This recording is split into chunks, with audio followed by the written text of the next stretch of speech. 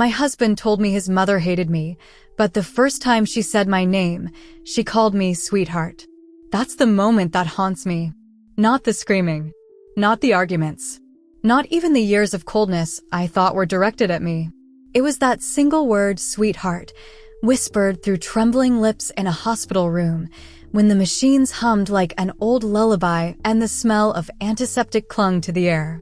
A word I had never heard from her before. A word I thought she would never say to me. I remember standing by the window in that dim room, watching the winter light stretch across the linoleum floor in long, pale ribbons. My husband, Mark, sat slouched in a plastic chair, rubbing the back of his neck the way he always did when he was annoyed. His mother had just suffered a stroke. We were told she might struggle to speak for a while, maybe permanently. And yet, when she looked at me, really looked, her eyes filled with something I had never seen in them before. Tenderness. Recognition. Relief. Sweet heart, she breathed. Mark shot up, glaring at her as if she had committed a crime. Mom, he hissed, don't start. Start what? What was she starting? That was the first crack. The first sliver of truth that slipped through the wall he had built between us. I didn't understand it then, but I felt it like a thin wire snapping somewhere inside me. A wrong note in a song I had been humming for years. And as I stood by her bedside, her hand weakly folding over mine, I realized something unsettling. Everything I thought I knew about that woman, everything Mark had told me, didn't match the look in her eyes at all. Not even close. If you had asked me 6 months earlier whether my mother-in-law hated me, I would have laughed and told you, of course she does, she always has. Because that's what I believed. That's what Mark made sure I believed. I met him when I was 27, working as a receptionist at a dental clinic. He was charming in that easy, polished way that makes you forget to question things. He'd show up early, hold doors open, press his hand to the small of my back like he knew exactly how to guide me through the world. Our early days felt like soft sunlight, warm, golden, uncomplicated.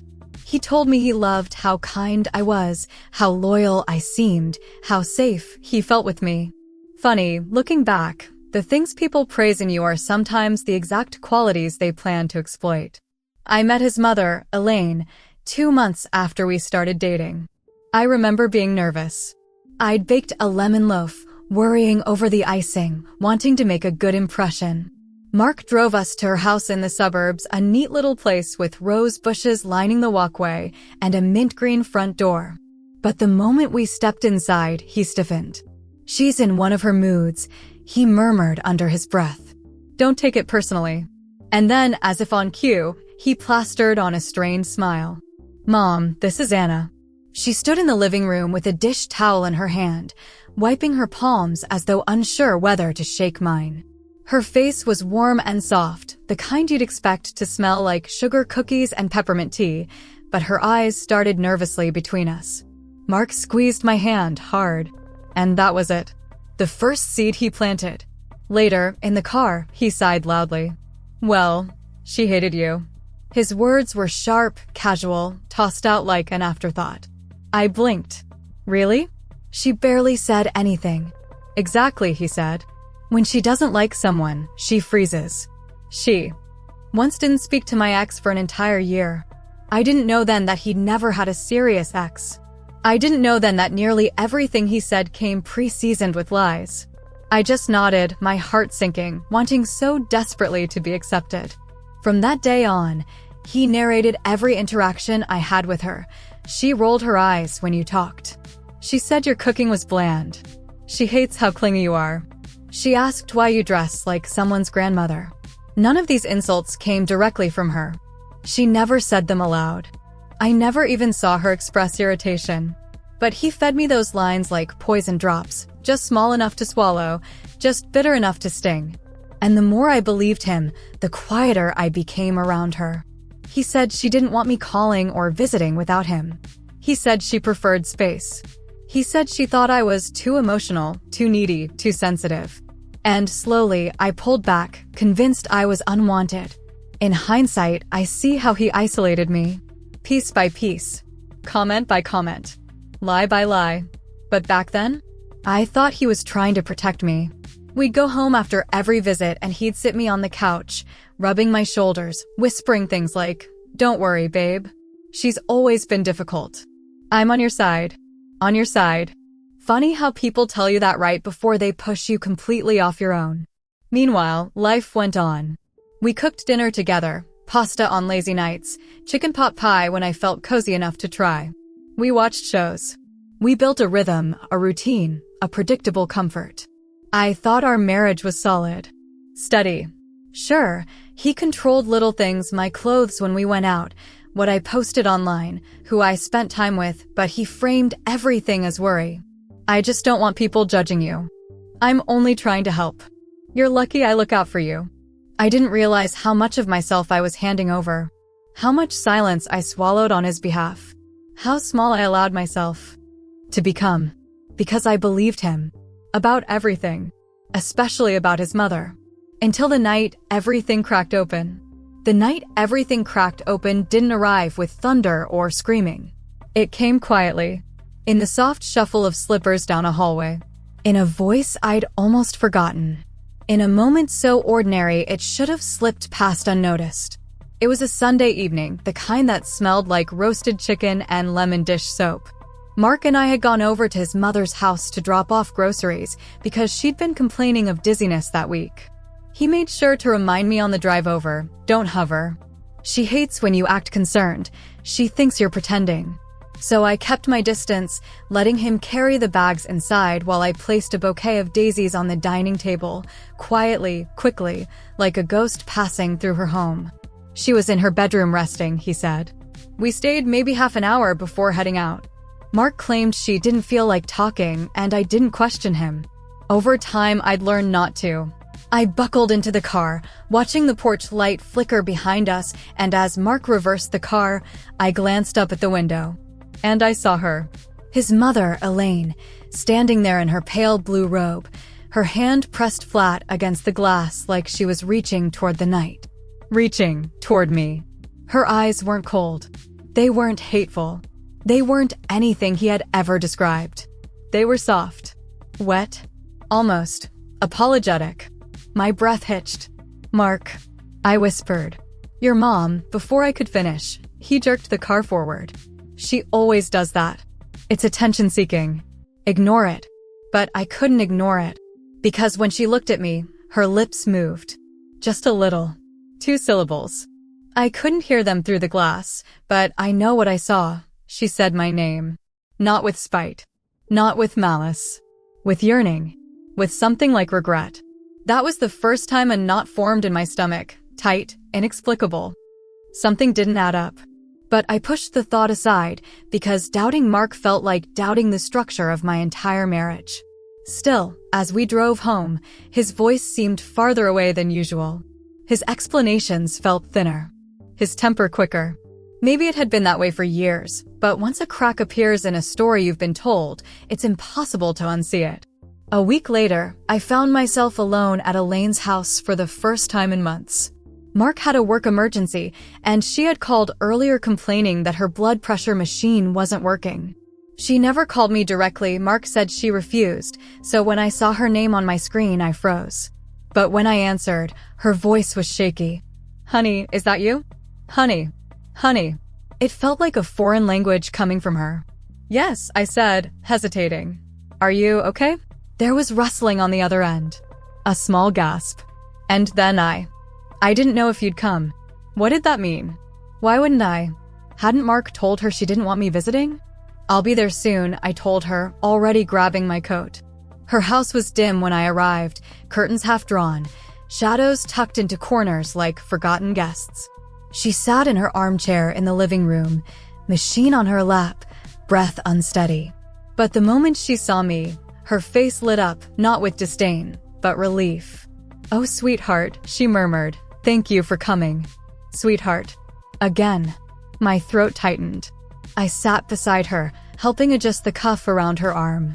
Her hands trembled when they touched mine, not with fear, but gratitude. "You don't have to thank me," I said softly. Her eyes, misty and tired, drifted toward the front door. "I didn't think you were allowed." Allowed? The word hung between us, cold and heavy. She didn't continue. She didn't explain. But that single word slammed into me like a dropped stone. Aloud. Aloud. What had Mark told her about me? What had he told me about her? It suddenly felt like there were two worlds, his version and the one unraveling slowly in front of me. As I helped her with the machine, she kept glancing at me like she was searching for something familiar. "Anna," she said eventually, voice fragile, "I've always wished you'd visit more." The room stilled. A drop of truth in a silent well. My heartbeat stumbled, and for a moment I forgot to breathe. "You have," I whispered. She nodded. "I thought, maybe you didn't want to." Mark always said, her voice cut off as the cuff tightened around her arm. She winced, and I focused on the machine, but my mind was spinning. Mark always said what? Mark always said what? I wanted to ask, desperately, but fear crawled up my spine. Fear of the answer. Fear of the truth I wasn't ready to confront. So I said nothing. Not yet. 2 days later, the three of us were at her house again. A routine check-in, Mark called it. I stayed mostly in the kitchen, washing dishes even when they were already clean, anything to keep my hands busy and my mind quiet. Elaine shuffled in behind me at one point, leaning on the doorframe. "You don't have to do that," she said. I glanced back at her. Her tone was light, gentle even. Mark entered right behind her, his shadow falling long across the tiles. Then she said it. The sentence that unspooled the entire knot. "I hope you come by tomorrow," she said. "It gets lonely in the afternoons." Mark's jaw tightened. His eyes snapped to her. A warning flickered across his face. "Mom," he said sharply, "we talked about this." She shrank back, confused. "About what?" "That she's busy. She doesn't have time to drop in every day." She blinked, baffled. "But I never said she had to. You know she gets overwhelmed," he snapped. "You know how she is." "How she is." As if I weren't standing right there. I dried my hands slowly, feeling heat crawl up my neck. Elaine's eyes dropped to the floor, shame washing over her. Not hatred. Not annoyance. Shame. A shame that didn't belong to her. A shame that looked a lot like fear. And in that moment, I saw it. A pattern. A script. Something rehearsed, used on both of us. Mark wasn't protecting me from her. He wasn't protecting her from me. He was controlling the distance between us. Every inch of it. That night, lying beside him in bed, I stared at the ceiling long after he fell asleep. His breathing rumbled softly, the room drowned in darkness except for the faint glow of streetlight on the curtains. And for the first time since I married him, I wondered if the person I shared my life with was someone I didn't truly know at all. The night I finally confronted the truth didn't come with shouting. It came with silence. The kind that fills a house like rising water, inch by inch, until you realize you're drowning without moving at all. It started with a phone call. I was folding laundry in the bedroom when I heard Mark's voice drifting down the hallway from the living room. Sharp, irritated, clipped. "No, Mom, we're not coming tomorrow. Anna has work. She doesn't have time to babysit you." I paused, my hands tightening around one of his shirts. He was standing by the window, his back to me, pacing like he always did when he was trying to control a situation. His voice dropped lower, but I still heard it, every word slicing through the air. "You know she gets stressed being around you. You know how emotional she is." My chest constricted. He wasn't irritated with his mother. He was irritated she had called me. "Then no, she didn't tell you that. You must have misunderstood." A beat of silence. Then his tone shifted, sharp, almost angry. "Mom, don't say things like that. Anna doesn't want to visit every day. She told me she feels smothered. Stop twisting things." My blood ran cold. I never said that. Not once in my life. He sighed loudly, the way he always did when pretending to be the victim. "Just don't talk to her unless I'm with you, okay? It causes problems. You confuse her." Something fluttered. In my chest, small, frantic, desperate. "Confuse? Me?" He ended the call with a tense exhale. I ducked into the hallway before he turned, pretending I had just come out of the bathroom. "You okay?" I asked casually. He smiled, a perfect, smooth, practiced smile. "Yeah, just dealing with my mom. She's being dramatic again." Dramatic. Needy. Manipulative. Words he had used about her for years. But now, I wasn't sure they were hers at all. Maybe they were his. 2 days later, I went to her house alone. Some part of me expected her to be cold, distant, rude, everything Mark had always described. Instead, she opened the door with a warm smile and a quivering breath. "Oh, sweetheart, you came." That word again. Like she'd been saving it. She hugged me gently, hesitantly, like she wasn't sure I'd allow it. And I realized something painful. She looked afraid of me. As though someone had drawn a line between us, and she didn't know how to cross it anymore. We sat together in the living room. She talked softly, rambling stories about her garden, her neighbor's cat, the weather, small things, harmless things. She looked happy just to have company. At one point she whispered, "I hope Mark doesn't get upset." My heart stuttered. Why would he get upset? I asked. Her hands twisted together in her lap. He doesn't like it when we talk alone. He says I say the wrong things. That I make you anxious. That I don't know how to behave around you. I stared at her, feeling my throat close. He said that. I murmured. She nodded, eyes shimmering. "I never wanted to upset you," she whispered. "I just wanted to know you better." Emotion welled up in my chest, a mixture of anger and heartbreak, and something that felt a lot like grief for all the years lost between us. She excused herself to get tea. While she shuffled toward the kitchen, a book slipped from the side table, a little blue notebook with frayed edges. A diary. It wasn't locked. It wasn't hidden. But when I picked it up and flipped it open, words leaped off the page like trapped birds. Written in shaky, looping handwriting. I don't know why she hates me. I wish I knew what I did wrong. My breath broke. Another entry. Mark says Anna can't stand my voice. I've been trying to speak less when she's here. And another. She walked past me today. I wanted to say hello. Mark warned me not to. I don't want to cause trouble between them. My hands trembled violently. Every page was the same confusion, hurt, longing. A mother trying desperately to understand why her son's wife kept her distance. But I hadn't been avoiding her. I had been avoiding the version of her Mark created. And she had been shrinking herself because of me. Because of him. A sound snapped behind me, a soft gasp. I turned. She stood in the doorway, holding 2 mugs of tea, her face pale. You weren't supposed to see that," she whispered.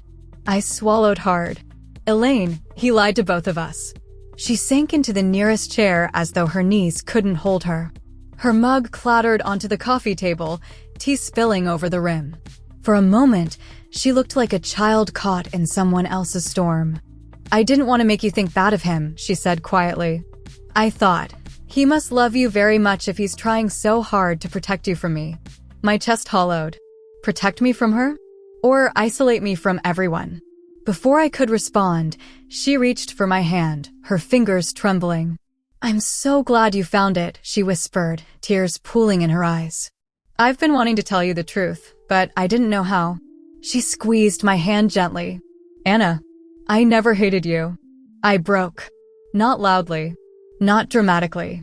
I just felt something inside me unravel, the years of doubt, insecurity, distance. All the little lies Mark had fed me until I couldn't see the truth.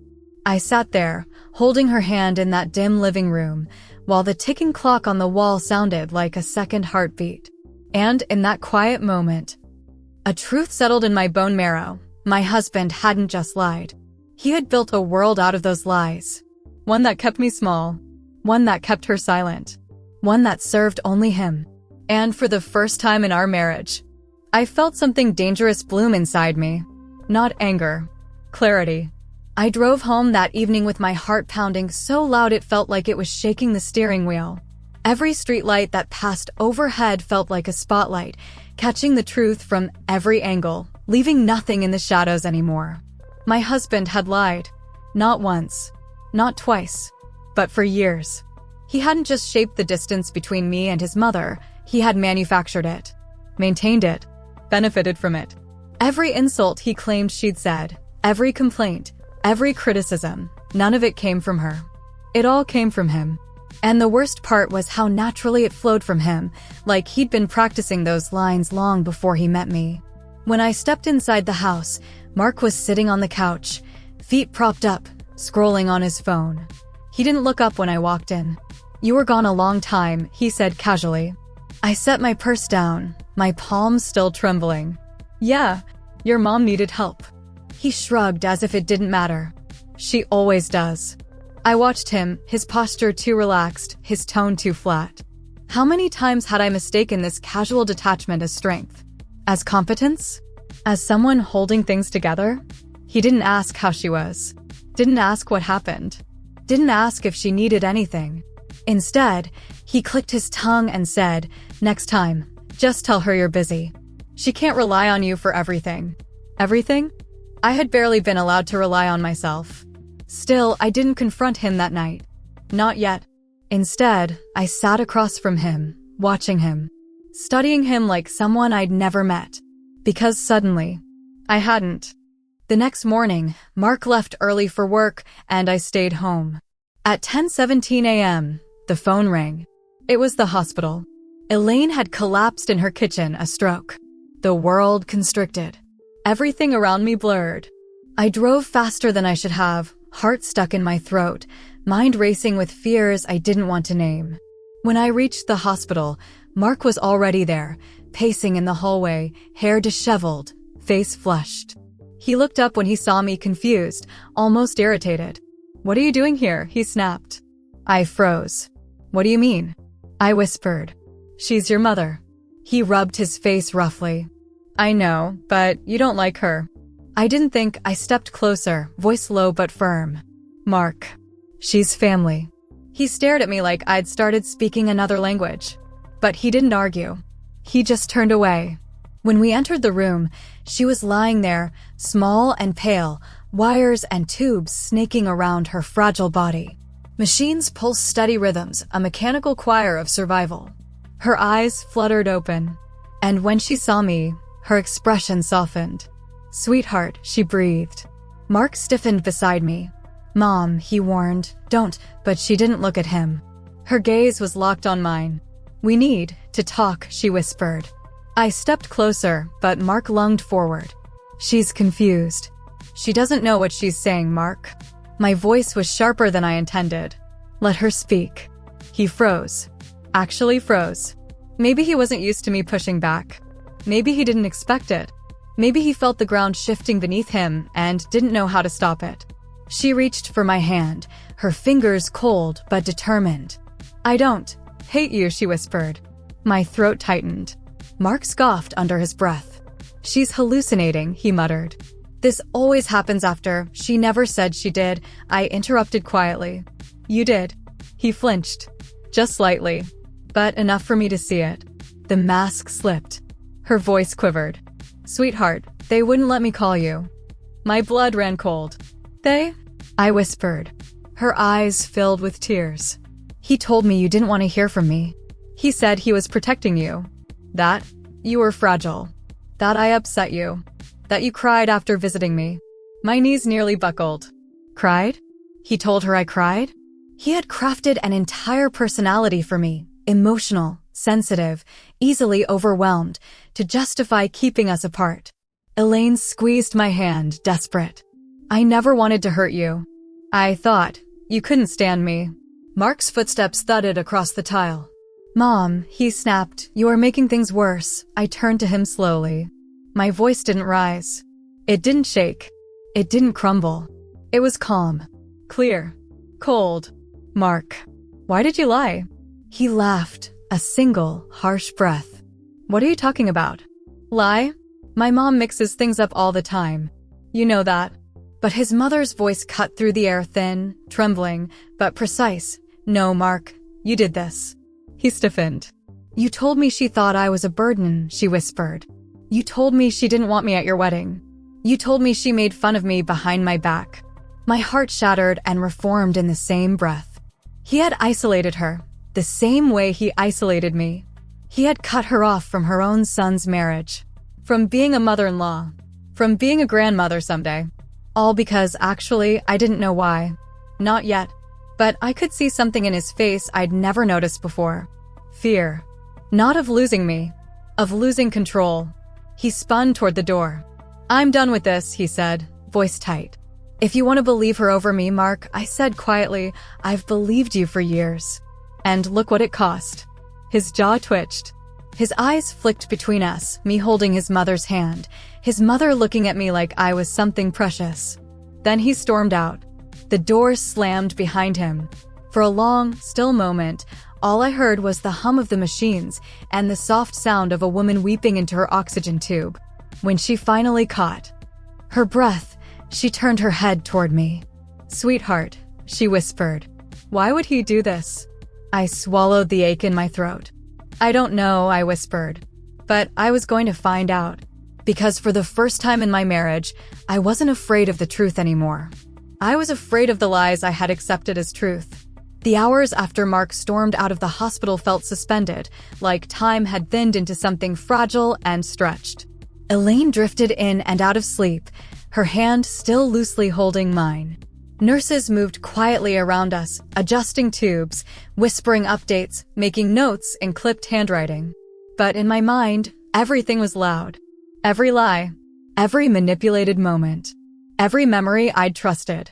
They rose like ghosts around me, reshaping themselves in the truth's sharp light. I thought about the first time Mark told me his mother disliked my cooking. The night he said she'd laughed at my wedding dress behind my back. The comment he made about her rolling her eyes at my degree, which she'd never mentioned. All lies. All of them. Lies that shaped my marriage. Lies that shaped my self-worth. Lies that shaped my loneliness. And for the first time, I didn't ask myself why he did it. Instead, I asked myself, how much more had he controlled without me noticing? Around midnight, Elaine finally drifted into a deeper sleep. I brushed a hand over her blanket, then stepped out into the hallway, letting the cool, sterile air clear my mind. I wasn't ready to go home. Not to him. Not yet. I sat in a plastic chair by the vending machine, phone clutched in my hands, staring at the screen. No messages from Mark. No missed calls. Not even a "where are you?" It told me exactly what I needed to know. He wasn't worried about me. He was worried about losing control of the narrative. And that meant I needed to move carefully. So I didn't go home. I went in my sister's apartment instead, a tiny space above a florist shop that always smelled like eucalyptus and coffee grounds. She opened the door half asleep, hair messy, eyes wide with concern when she saw my face. "Anna? What happened?" I stepped inside, and for the first time in years, I didn't feel the need to downplay anything. "Everything," I whispered. And I let myself break quietly, slowly, in the safety of someone who didn't need me to be small. The next morning, I woke to a low buzz from my phone. Mark. A string of messages. "Where are you? We need to talk. My mom doesn't know what she's saying. Don't let her manipulate you. Come home." Home. The word felt unfamiliar. My sister frowned at the messages. "He sounds panicked." Not because he missed me. Because he feared exposure. I turned my phone off. Later, after showering and making myself a cup of her bitter instant coffee, I made a decision that felt like stepping out onto thin ice. I was going to his mother's house. Not to confront her. Not to seek more answers. But to find the things he didn't want me to see. People like Mark don't operate in chaos. They operate in order. Buried order. Neatly hidden order. I had a feeling there was more. And I was right. The house was silent when I entered, dust floating in the morning sunlight like tiny drifting secrets. I walked down the hallway slowly, past the framed family photos he'd never talked about, past the shelves of porcelain angels, past the living room where I'd first seen her watching me from the window. I wasn't sure what I was looking for. I just knew I needed to look. And then I found it.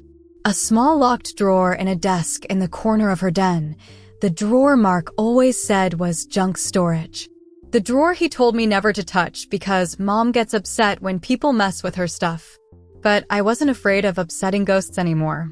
I searched for a key and after a few minutes, found a small brass one taped under the drawer itself. Inside were papers. Neatly stacked. Neatly labeled. Neatly hidden. Receipts. emails, printed call logs, bank slips, doctor appointments, notes from care coordinators, legal documents, all addressed to Mark, all involving his mother, none of which he'd ever mentioned. One envelope stopped my breath. Power of attorney. Signed 5 years ago. Signed by her.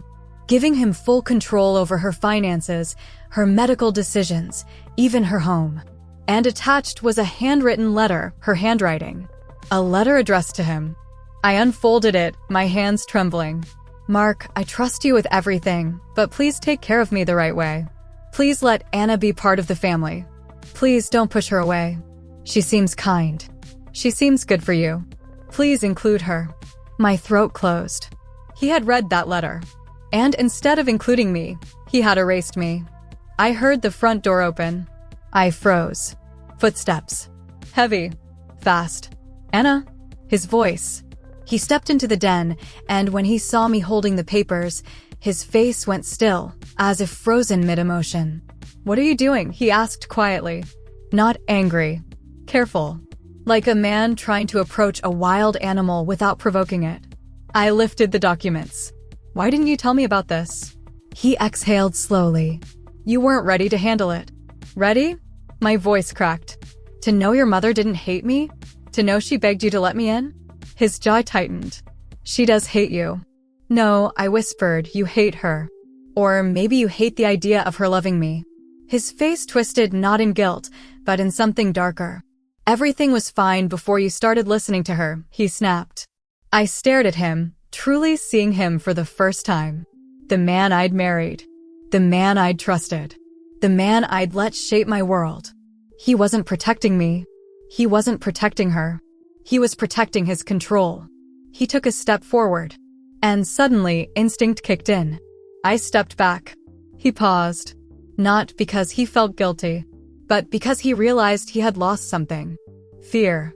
Not my fear of him, but his fear of losing his grip on the story.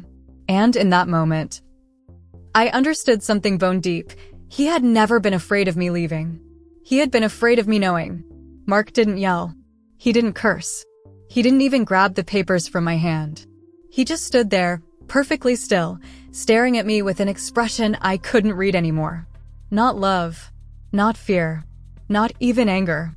Just calculation. Like he was rearranging pieces on a chessboard. Anna, he said slowly, you're making a mistake. You're listening to things that aren't real. I held the letter in the air between us. This is real. He didn't look at it. People like Mark never look at the evidence, only the threat of losing control. Put it down, he said, voice tight. Come home with me. We'll talk. I shook my head. This is the talk. His jaw flexed. Fine. If you want the truth so badly, but he didn't give me the truth. He turned, walked to the front door, and slammed it hard enough to rattle the frames on the walls. He left me standing there, alone, holding the pieces of his lies like broken glass. 10 minutes later, my phone rang. Not Mark. The hospital. Elaine's condition had worsened, her speech slipping, blood pressure unstable. They needed immediate decisions made by her legal representative. Her son. But he wasn't answering. I drove to the hospital in a blur, the edges of the world wobbling as if reality itself had become unstable.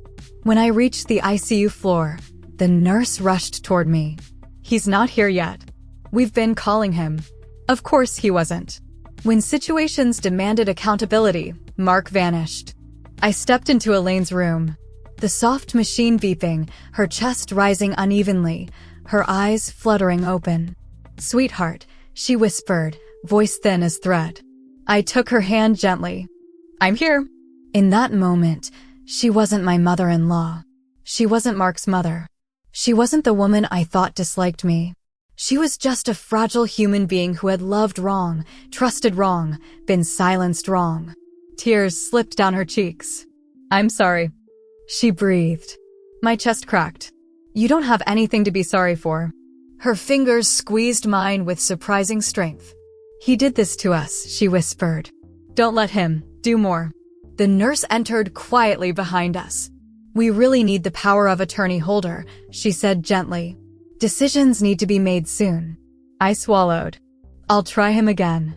But I already knew he wouldn't answer. When people control, they never show up for the parts that require responsibility. I stepped into the hallway and dialed him. 3 times. Voicemail every time. On the 4th attempt, he finally picked up. "What?" he snapped. "Your mother is declining," I said, voice shaking. "They need you here. Now." A heavy exhale. "I'm busy. Busy." His mother was fighting for her life, and he was busy. "Mark," I said slowly, "if you don't come now, they might make decisions without you." "Let them," he muttered. "She never listens to me anyway." And then, in the background, I heard something. A voice. A woman's voice. Laughing. Carefree. Playful. Alive. Not workplace noise. Not traffic.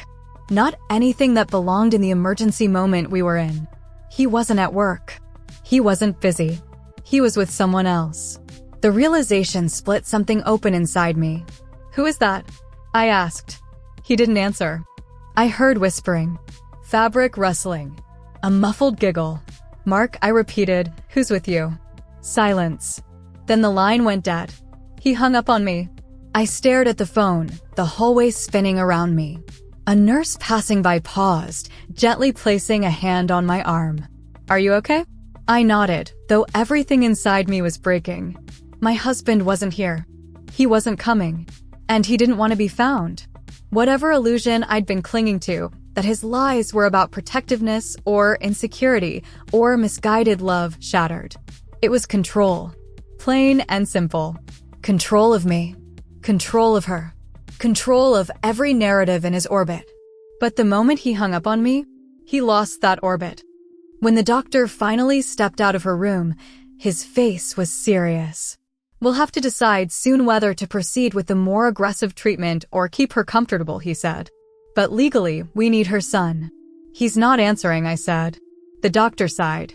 "If we cannot reach him and the situation becomes urgent enough, the hospital will act under ethical guidelines. But it would be better if a family member who understands her wishes were present." I looked back at her door.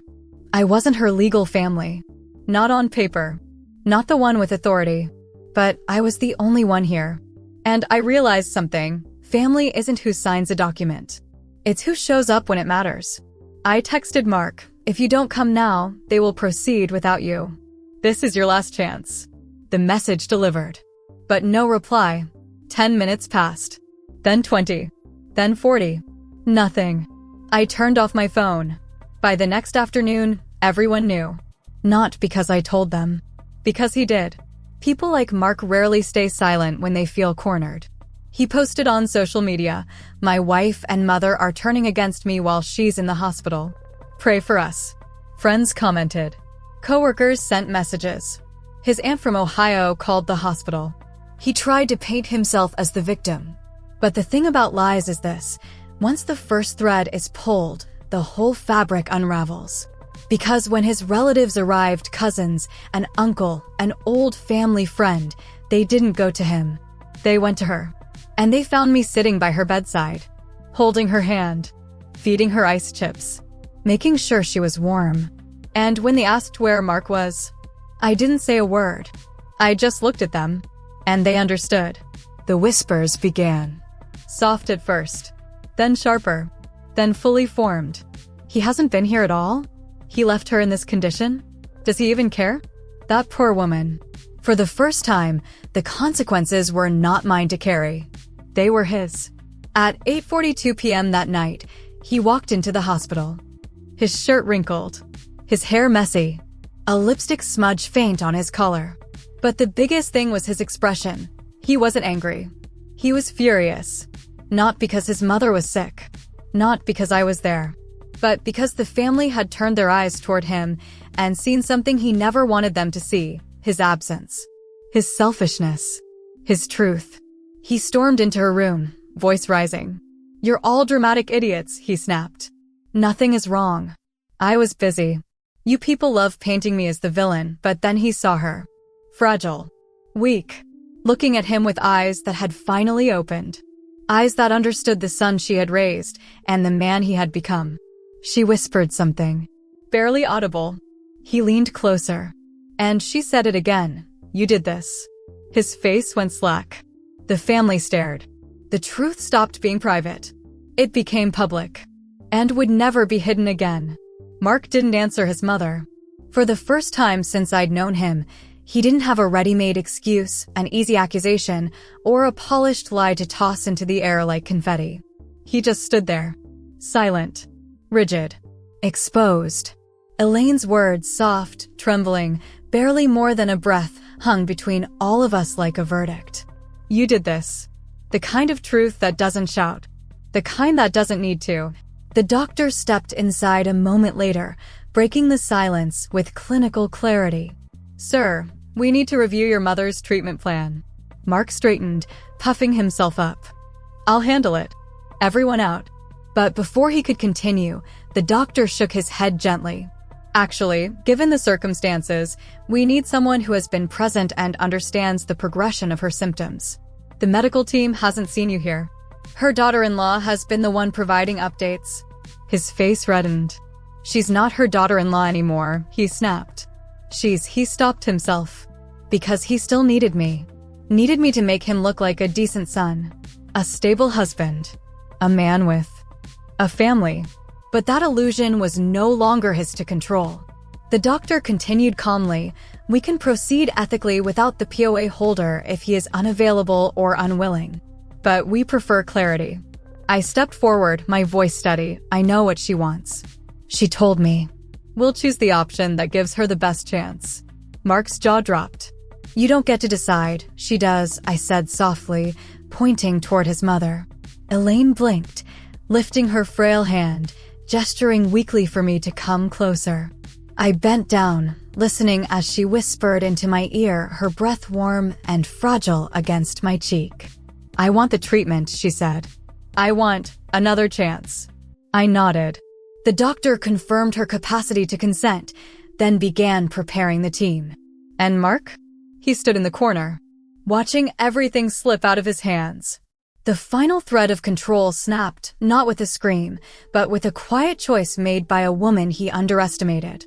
30 minutes later, the waiting room filled with relatives, an aunt, 2 cousins, an old neighbor who'd known Mark since childhood. They asked questions, spoke in hushed tones, exchanged worried glances. For years, Mark convinced everyone he was the devoted son, the protector, the martyr. But now, not one person took his side. His aunt confronted him first. Why weren't you here? She demanded. Mom needed you, a cousin added. He tried to argue, tried to spin stories, tried to pin everything on me, on Elaine's confusion, even on stress.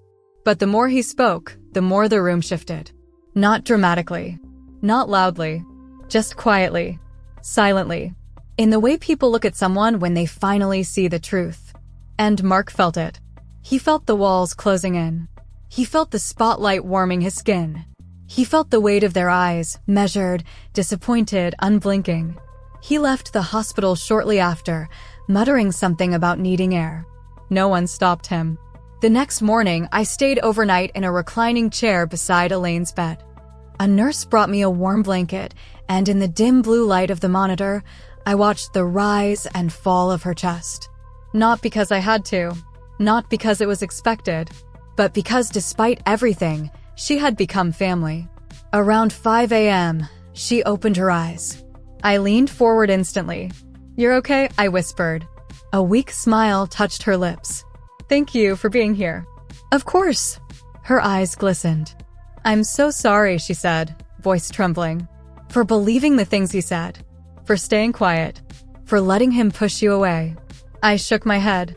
You didn't push me away, I murmured. We both just trusted the wrong person. She nodded, tears slipping down her temples. I want to fix things, she whispered. And we will, I promised. Together. I didn't rush. I didn't pack hurried bags or shout accusations or send angry messages. I went home that afternoon. The house felt hollow. A leftover version of a life I no longer belonged to. Mark wasn't there. His car was gone. His shoes missing from the door. His computer unplugged. He had left before I could. That, in a strange way, made closure easier. On the dining table, there was a torn sheet of paper. No greeting. No apology. No acknowledgement. Just 6 words: if you leave, it's on you. I let out a soft breath. Because for the first time, I saw the truth clearly. It had always been on him. I sat at that table for a long while, staring at the letter, the empty walls, the quiet house. Then I stood, grabbed a suitcase, and packed. Not because I was running. Not because I was afraid. Because I had outgrown the version of myself he needed me to be. I left my key on the counter, walked out the front door, and didn't look back. Over the next few weeks, I stayed with my sister, then moved into a small apartment with yellow curtains and a balcony that caught the morning sun. Elaine recovered slowly, physically, and emotionally. I visited her every day. We talked about everything we'd missed, everything we'd misunderstood, everything we still had time to rebuild. She cried the first time I brought her fresh flowers. I cried the first time she called me sweetheart without her voice breaking. We became something new. Not the relationship Mark constructed. Not the one fear stole from us. A genuine one. A gentle one. A healing one. And Mark? He stopped showing up. Stopped calling. Stopped asking. Control doesn't know what to do when it loses power. But I didn't chase him. The truth had already told me everything I needed to know. One afternoon, as I sat beside Elaine's wheelchair in the hospital garden, she reached for my hand. "You saved me," she whispered. I smiled softly. "We saved each other." She turned her head toward the sunlight. "How did you stay so kind?" she asked. "After everything?" I thought about it for a long moment. "I didn't stay kind," I finally answered. "I stayed true." That's what he tried to take from me. Her fingers squeezed mine. And he didn't succeed. No, he didn't. Because once a woman learns the truth about herself, about her worth, about her strength, there's no man alive who can unteach it.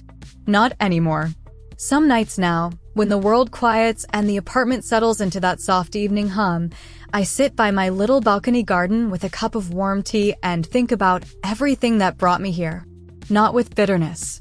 Not with anger. But with a kind of quiet understanding I didn't have before all this. I think about the woman I was when I met Mark, soft-spoken, eager to please, believing that love meant shrinking myself to fit someone else's comfort. I think about the years I spent believing lies that were never mine, carrying wounds that didn't belong to me, mourning relationships that had never really existed. And then I think about the woman I am now, standing on my own 2 feet, rebuilding a life that finally feels honest, opening my heart to people who want to love me, not cage me. Some betrayals break you, but some betrayals reveal you.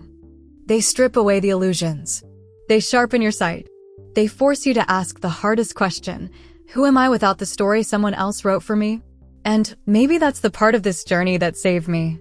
Not the ending, not the justice, but the rediscovery. The simple, quiet truth that I belonged to myself long before I ever belonged to him. Elaine is doing better now. She's learning to forgive herself for the years stolen from her. And I'm learning to forgive myself too. Healing doesn't always look like joy. Sometimes it looks like choosing yourself quietly, day after day, until it no longer feels brave, just natural. If there's anything I hope you take from my story, it's this: you can love people deeply and still walk away when loving them means losing yourself. And if you've ever been made to feel small, unseen, or unheard, just remember, your worth isn't something someone else gets to define. It's something you get to reclaim. Thank you for listening to my story. Tell me, would you have believed him too? Or would you have questioned the silence sooner? I'd love to hear your thoughts in the comments. And if my story touched you, don't forget to like, subscribe, and join me again for another story soon.